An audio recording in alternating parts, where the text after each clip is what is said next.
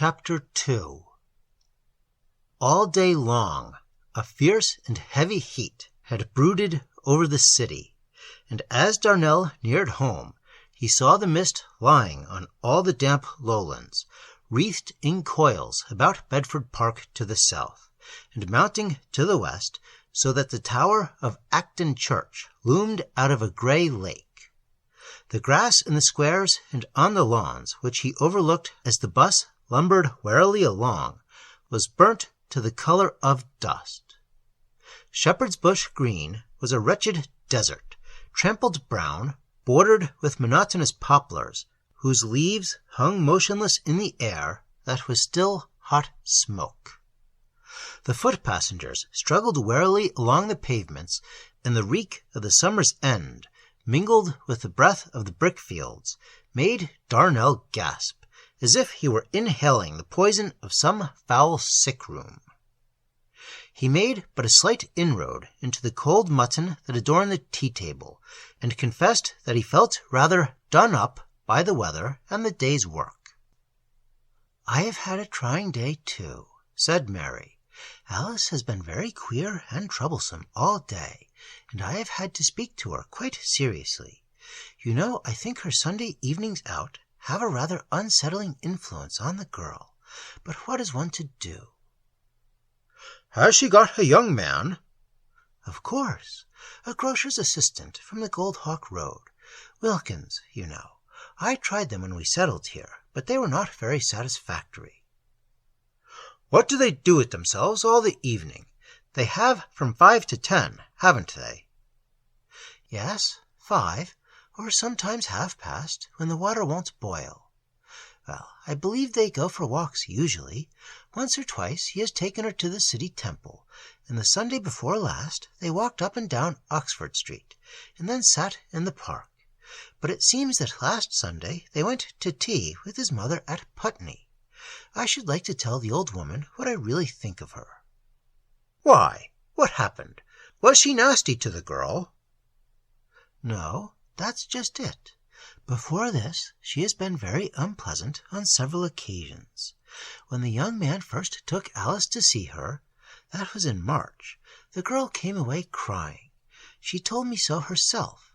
Indeed, she said she never wanted to see old Mrs. Murray again, and I told Alice that if she had not exaggerated things, I could hardly blame her for feeling like that." "Why? What did she cry for?" "Well, it seems that the old lady, she lives in quite a small cottage in some Putney back street, was so stately that she would hardly speak.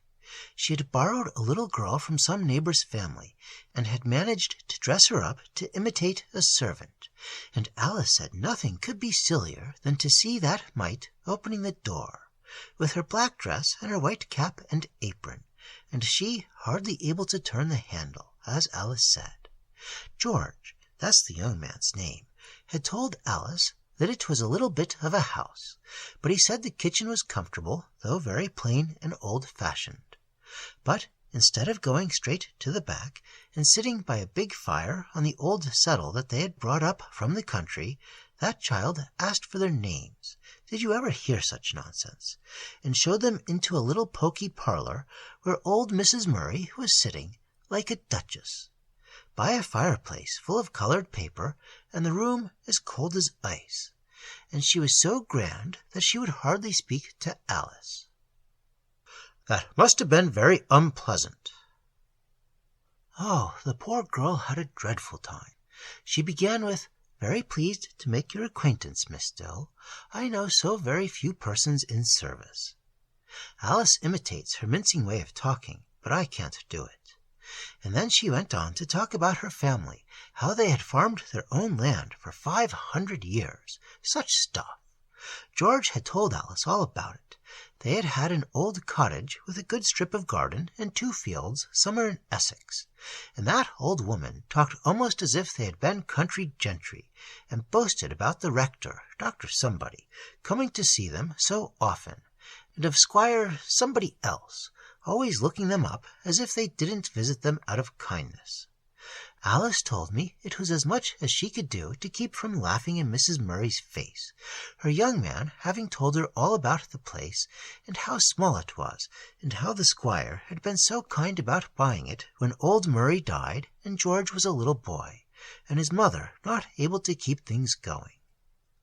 However, that silly old woman laid it on thick, as you say, and the young man got more and more uncomfortable, especially when she went on to speak about marrying in one's own class, and how unhappy she had known young men to be who had married beneath them, giving some very pointed looks at Alice as she talked. And then such an amusing thing happened. Alice had noticed George looking about him in a puzzled sort of way, as if he couldn't make out something or other.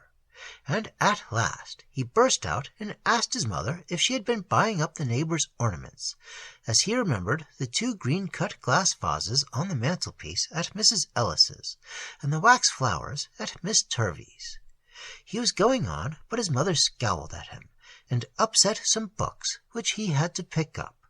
But Alice quite understood she had been borrowing things from her neighbours, just as she had borrowed the little girl, so as to look grander.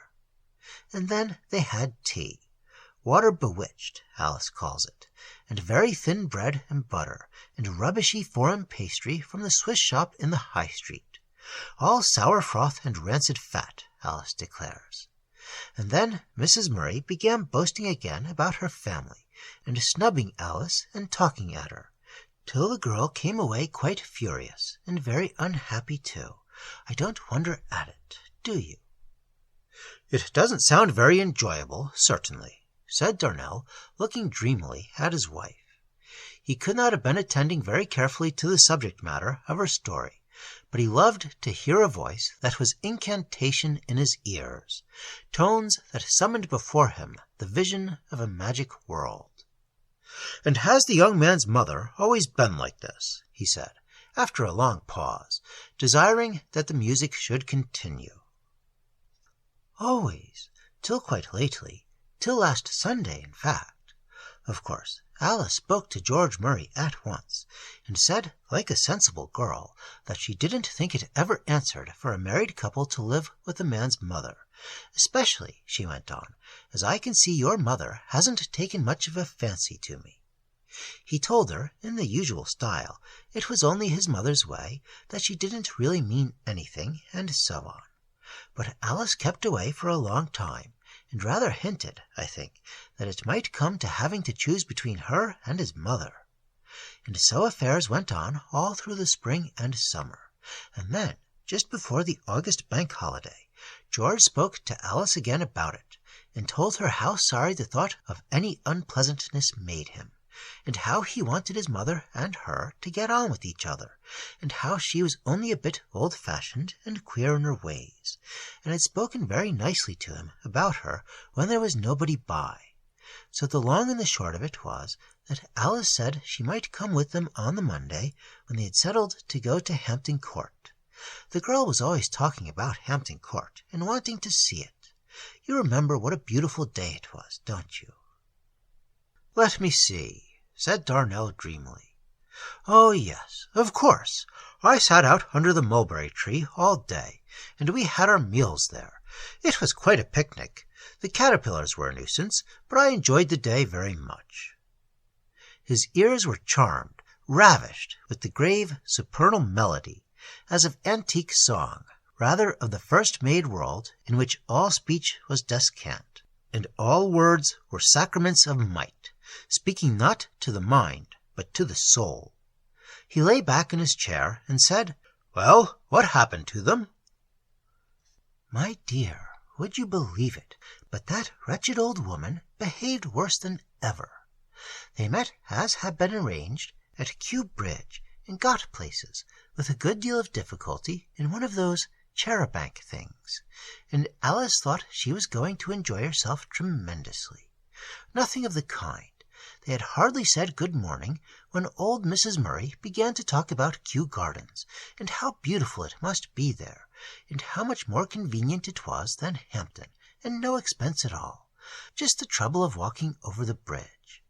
Then she went on to say, as they were waiting for the char-à-banc, that she had always heard there was nothing to see at Hampton except a lot of nasty, grimy old pictures, and some of them not fit for any decent woman, let alone girl, to look at.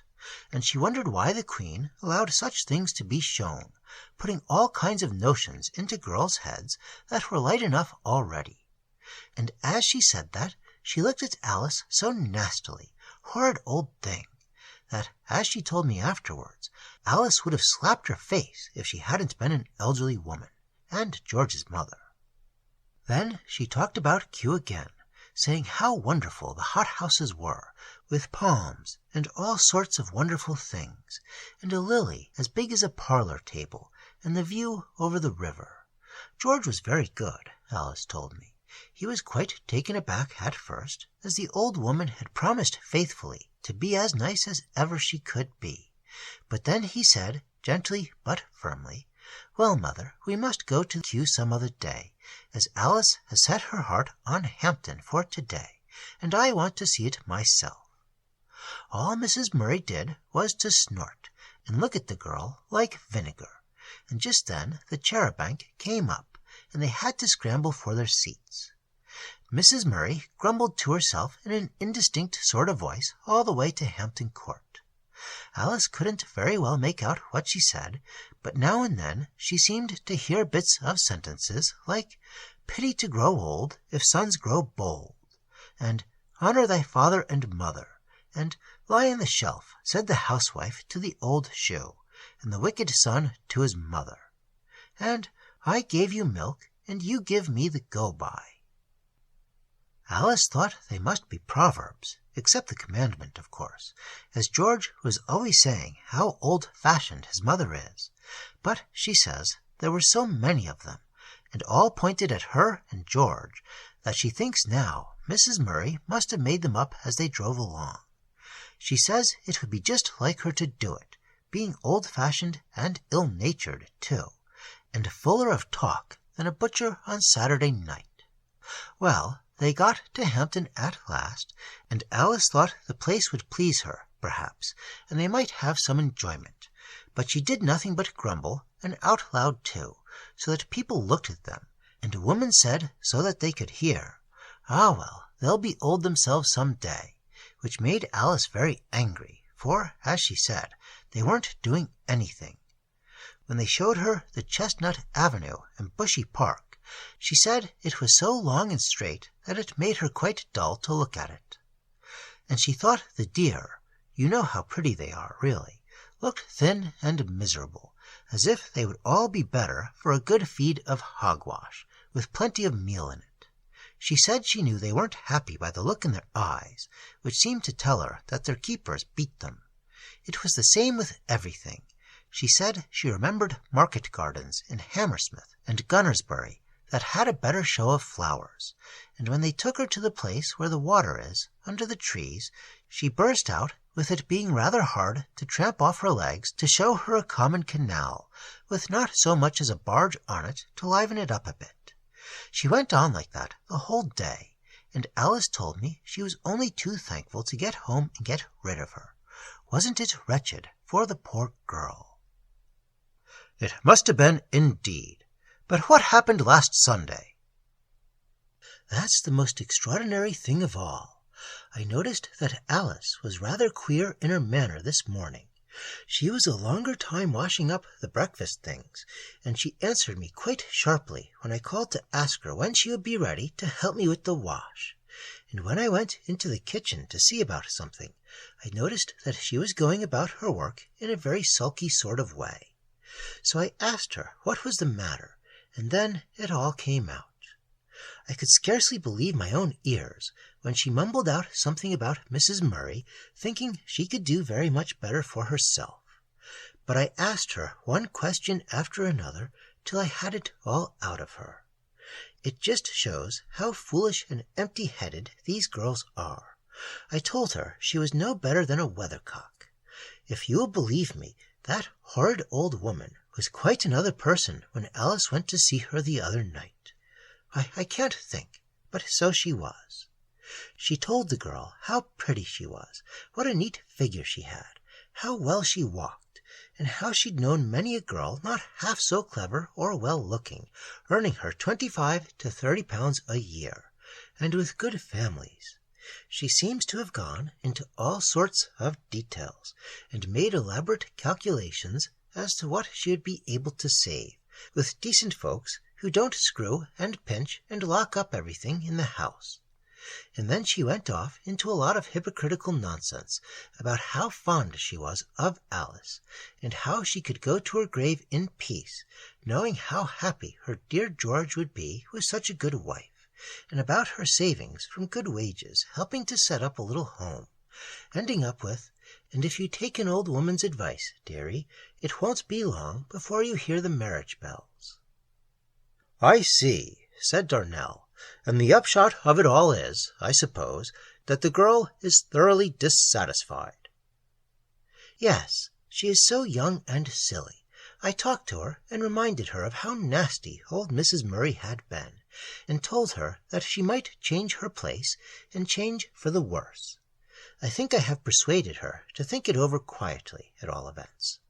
Do you know what it is, Edward? I have an idea.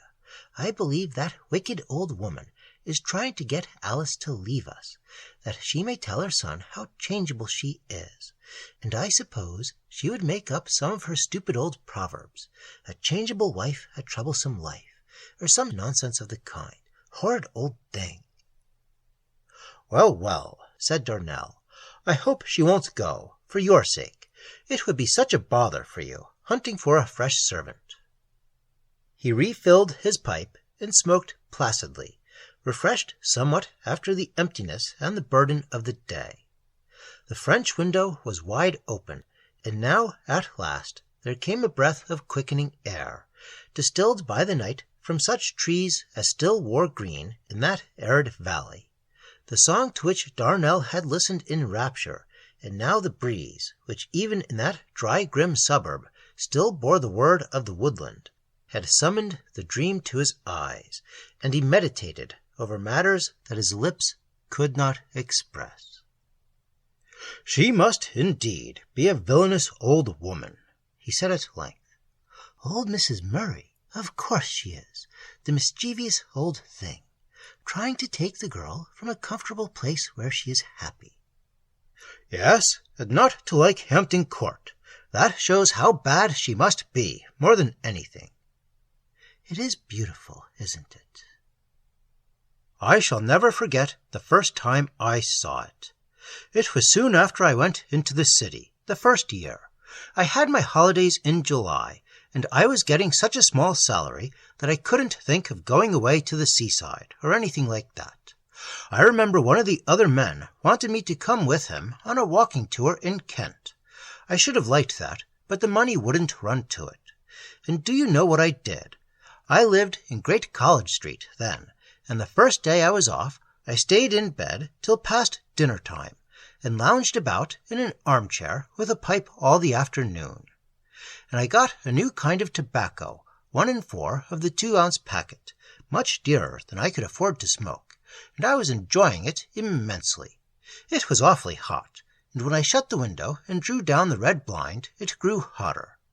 At 5 o'clock the room was like an oven, but I was so pleased at not having to go into the city that I didn't mind anything. And now and again I read bits from a queer old book that had belonged to my poor dad. I couldn't make out what a lot of it meant, but it fitted in somehow, and I read and smoked till tea time. Then I went out for a walk, thinking I should be better for a little fresh air before I went to bed, and I went wandering away, not much noticing where I was going, turning here and there as the fancy took me. I must have gone miles and miles, and a good many of them round and round, as they say they do in Australia if they lose their way in the bush, and I am sure I couldn't have gone exactly the same way all over again for any money. Anyhow, I was still in the streets when the twilight came on, and the lamp-lighters were trotting round from one lamp to another. It was a wonderful night. I wish you had been there, my dear." "I was quite a little girl then." "Yes, I suppose you were. Well, it was a wonderful night. I remember I was walking in a little street of little grey houses all alike, with stucco copings and stucco doorposts. There were brass plates on a lot of the doors, and one had "Maker of Shell Boxes" on it, and I was quite pleased, as I had often wondered where those boxes and things that you buy at the seaside came from. A few children were playing about in the road with some rubbish or other, and men were singing in a small public-house at the corner, and I happened to look up, and I noticed what a wonderful color the sky had turned. I have seen it since, but I don't think it has ever been quite what it was that night. A dark blue, glowing like a violet, just as they say the sky looks in foreign countries. I don't know why, but the sky or something made me feel quite queer. Everything seemed changed in a way I couldn't understand. I remember I told an old gentleman I knew then, a friend of my poor father's, he's been dead for 5 years, if not more, about how I felt, and he looked at me and said something about fairyland. I don't know what he meant, and I dare say I didn't explain myself properly. But, you know, for a moment or two I felt as if that little back street was beautiful, and the noise of the children and the men in the public-house seemed to fit in with the sky and become part of it. You know that old saying about treading on air when one is glad? Well, I really felt like that as I walked. Not exactly like air, you know, but as if the pavement was velvet or some very soft carpet. And then, I suppose it was all my fancy, the air seemed to smell sweet, like the incense in Catholic churches, and my breath came queer and catchy, as it does when one gets very excited about anything. I felt altogether stranger than I've ever felt before or since. Darnell stopped suddenly and looked up at his wife. She was watching him with parted lips, with eager, wondering eyes. "I hope I'm not tiring you, dear, with all this story about nothing. You have had a worrying day with that stupid girl. Hadn't you better go to bed?" "Oh, no, please, Edward. I'm not a bit tired now. I love to hear you talk like that. Please, go on." Well, after I had walked a bit further, that queer sort of feeling seemed to fade away.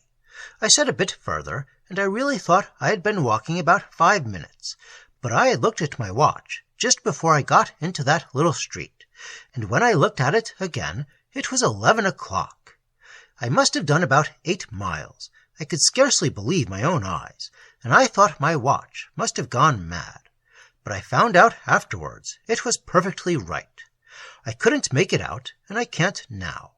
I assure you the time passed as I walked up one side of Edna Road and down the other.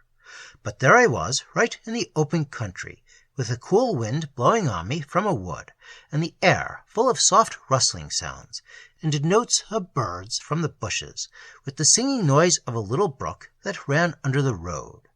I was standing on the bridge when I took out my watch and struck a wax light to see the time, and it came upon me suddenly what a strange evening it had been. It was all so different, you see, to what I had been doing all my life, particularly for the year before, and it almost seemed as if I couldn't be the man who had been going into the city every day in the morning and coming back from it every evening, after writing a lot of uninteresting letters. It was like being pitched all of a sudden from one world into another. Well, I found my way back somehow or other, and as I went along, I made up my mind how to spend my holiday. I said to myself, I'll have a walking tour as well as Ferrars, only mine is to be a tour of London and its environs. And I'd got it all settled when I let myself into the house about 4 o'clock in the morning, and the sun was shining, and the street almost as still as the wood at midnight. "I think that was a capital idea of yours. Did you have your tour? Did you buy a map of London?" "I had a tour all right. I didn't buy a map. That would have spoiled it, somehow. To see everything plotted out and named and measured. What I wanted was to feel that I was going where nobody had been before. That's nonsense, isn't it? As if there could be any such places in London, or England either, for that matter." "I know what you mean. You wanted to feel as if you were going on a sort of voyage of discovery. Isn't that it?" "Exactly. That's what I was trying to tell you.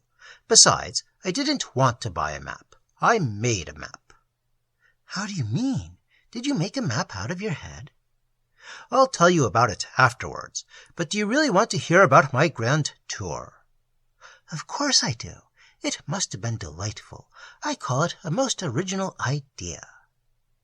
Well, I was quite full of it, and what you said just now about a voyage of discovery reminds me of how I felt then. When I was a boy, I was awfully fond of reading of great travelers. I suppose all boys are, and of sailors who are driven out of their course and found themselves in latitudes where no ship had ever sailed before, and of people who discovered wonderful cities and strange countries. And all the second day of my holidays, I was feeling just as I used to when I read these books. I didn't get up till pretty late. I was tired to death after all those miles I had walked. But when I had finished my breakfast and filled my pipe, I had a grand time of it. It was such nonsense, you know, as if there could be anything strange or wonderful in London. Why shouldn't there be? Well, I don't know, but I have thought afterwards what a silly lad I must have been. Anyhow, I had a great day of it, planning what I would do, half making believe, just like a kid, that I didn't know where I might find myself, or what might happen to me, and I was enormously pleased to think it was all my secret, that nobody else knew anything about it, and that whatever I might see, I would keep to myself. I had always felt like that about the books. Of course, I loved reading them, but it seemed to me that if I had been a discoverer, I would have kept my discoveries a secret.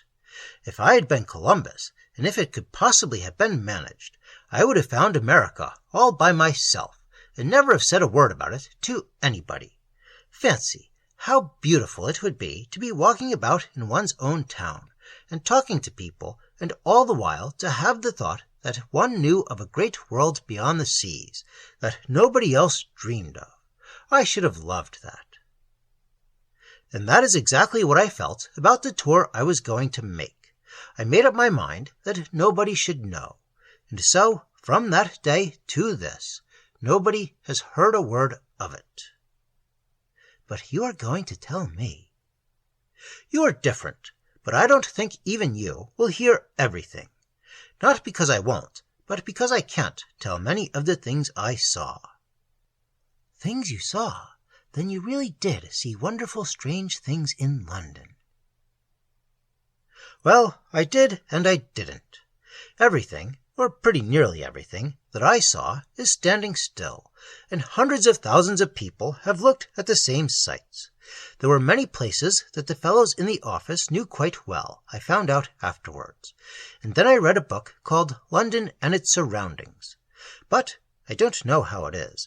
Neither the men at the office nor the writers of the book seem to have seen the things that I did. That's why I stopped reading the book. It seemed to take the life, the real heart, out of everything, making it as dry and stupid as the stuffed birds in a museum. I thought about what I was going to do all that day, and went to bed early so as to be fresh. I knew wonderfully little about London, really, though, except for an odd week now and then, I had spent all my life in town. Of course I knew the main streets, the Strand, Regent Street, Oxford Street, and so on, and I knew the way to the school I used to go to when I was a boy, and the way into the city, but I had just kept to a few tracks, as they say the sheep do on the mountains, and that made it all the easier for me to imagine that I was going to discover a new world. Darnell paused in the stream of his talk. He looked keenly at his wife to see if he were wearying her, but her eyes gazed at him with unabated interest. One would almost have said that they were the eyes of one who longed and half expected to be initiated into the mysteries, who knew not what great wonder was to be revealed. She sat with her back to the open window, framed in the sweet dusk of the night, as if a painter had made a curtain of heavy velvet behind her, and the work that she had been doing had fallen to the floor. She supported her head with her two hands placed on each side of her brow, and her eyes were as the wells in the wood of which Darnell dreamed in the night-time and in the day. And all the strange tales I had ever heard were in my head that morning. He went on, as if continuing the thoughts that had filled his mind while his lips were silent. I had gone to bed early, as I told you, to get a thorough rest, and I had set my alarm clock to wake me at 3, so that I might set out at an hour that was quite strange for the beginning of a journey. There was a hush in the world when I awoke, before the clock had rung to arouse me, and then a bird began to sing and twitter in the elm tree that grew in the next garden, and I looked out of the window, and everything was still, and the morning air breathed in pure and sweet, as I had never known it before. My room was at the back of the house, and most of the gardens had trees in them, and beyond these trees I could see the backs of the houses of the next street rising, like the wall of an old city. And as I looked, the sun rose, and the great light came in at my window, and the day began. And I found that when I was once out of the streets just about me that I knew, some of the queer feeling that had come to me 2 days before came back again. It was not nearly so strong. The streets no longer smelt of incense, but still there was enough of it to show me what a strange world I passed by. There were things that one may see again and again in many London streets, a vine or a fig tree on a wall, a lark singing in a cage, a curious shrub blossoming in a garden, an odd shape of a roof, or a balcony with an uncommon-looking trellis-work in iron. There's scarcely a street, perhaps, where you won't see one or other of such things as these, but that morning they rose to my eyes in a new light, as if I had on the magic spectacles in the fairy tale, and just like the man in the fairy tale, I went on and on in the new light. I remember going through wild land on a high place. There were pools of water shining in the sun, and great white houses in the middle of dark, rocking pines. And then, on the turn of the height, I came to a little lane that went aside from the main road, a lane that led to a wood, and in the lane was a little old shadowed house, with a bell turret in the roof, and a porch of trellis work, all dim and faded into the color of the sea. And in the garden there were growing tall white lilies, just as we saw that day we went to look at the old pictures. They were shining like silver, and they filled the air with their sweet scent. It was from near that house I saw the valley and high places far away in the sun. So, as I say, I went on and on, by woods and fields, till I came to a little town on the top of a hill, a town full of old houses bowing to the ground beneath their years, and the morning was so still that the blue smoke rose up straight into the sky from all the rooftops, so still that I heard far down in the valley the song of a boy who was singing an old song through the streets as he went to school. And as I passed through the awakening town, beneath the old grave houses, the church bells began to ring. It was soon after I had left this town behind me that I found the strange road. I saw it branching off from the dusty high road, and it looked so green that I turned aside into it, and soon I felt as if I had really come into a new country. I don't know whether it was one of the roads the old Romans made that my father used to tell me about, but it was covered with deep, soft turf, and the great tall hedges on either side looked as if they had not been touched for 100 years. They had grown so broad and high and wild that they met overhead, and I could only get glimpses here and there of the country through which I was passing, as one passes in a dream. The strange road led me on and on, up and down hill. Sometimes the rose bushes had grown so thick that I could scarcely make my way between them, and sometimes the road broadened out into a green, and in one valley a brook, spanned by an old wooden bridge, ran across it. I was tired, and I found a soft, shady place beneath an ash tree, where I must have slept for many hours, for when I woke up it was late in the afternoon.